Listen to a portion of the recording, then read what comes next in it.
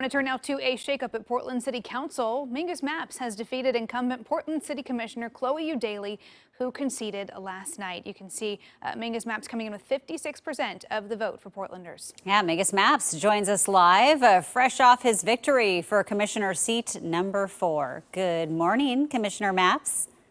Good morning, although I don't know how fresh I am this morning. Oh, it's good to be here. It's okay. You look neither are fabulous. we. Yeah, that's true, right? Hey, what's your reaction to the results? Were you surprised? Did you see this coming? I was thrilled and I remain thrilled. I'm humbled. I'm deeply grateful to the thousands and thousands and thousands of Portlanders who came out to support our campaign. And I'm really excited to get to work. Yeah, this has been a year, Mingus, where police reform has been center stage here in Portland. We look at the issues facing us with homelessness, with drug use in the community. What are some of your first goals at day one as city commissioner? Well, you listed a couple of them.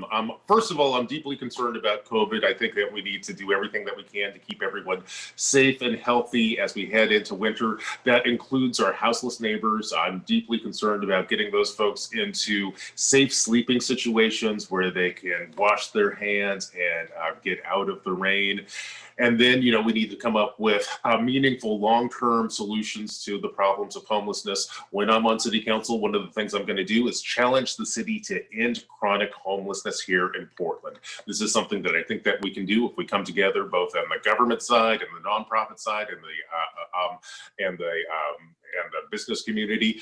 I also think that it's deeply important that we reform our form of government. Portland is famous for its dysfunctional commission form of government. We need to get out of our siloed thinking and get City Hall to live up to our city slogan, which is a city that works. I think that we can get there, and I'm excited to work with Portlanders to make that true. Yeah, and of course the other big story that's been happening for months is all the civil unrest and the protests.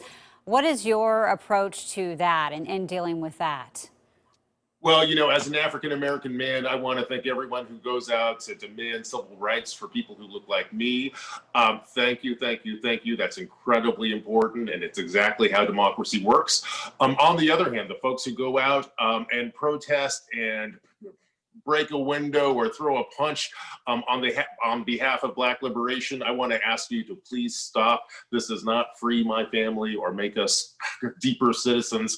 Indeed, one of the things that I think is important is that if you want to truly be part of a non-racist movement, one of the things that we need to do as a community is to reject violence. It's no coincidence that Martin Luther King was both a champion of civil rights and embraced nonviolent politics. Because violence and fear is one of the things that drives racism. Our next step as a community is to both reject racism and to reject violence. Mingus, you've been so involved throughout your work here in the city with different neighborhood groups and associations. Yeah. What are you hearing from voters? What are they most looking for you to really bring in terms of change to City Hall? Well, I think one of the things that, our mandate really did for us is to highlight the fact that Portlanders are looking for a different kind of politics and looking to kind of turn the page on where we have been. I think the Portlanders want to move beyond our divisive politics where we talk past each other, and we want a new collaborative politics where we talk to and with each other. Okay. Well, thank you for joining us, Commissioner Mingus Mapps. Gonna have to get used to hearing that. Have a good day and congratulations.